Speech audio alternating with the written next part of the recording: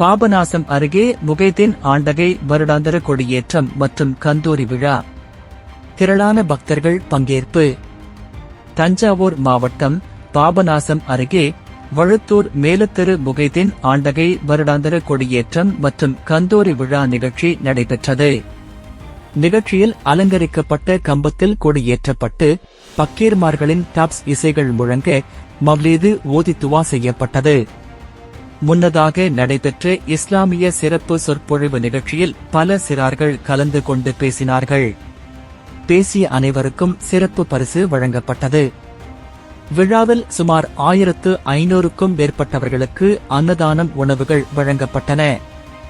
நிகழ்ச்சிக்கான ஏற்பாடுகளை வழுத்தூர் மேலத்தெரு விழா கமிட்டியை சேர்ந்தவர்களும் கவதியா நற்பணி மன்ற குழுவினரும் செய்திருந்தனர்.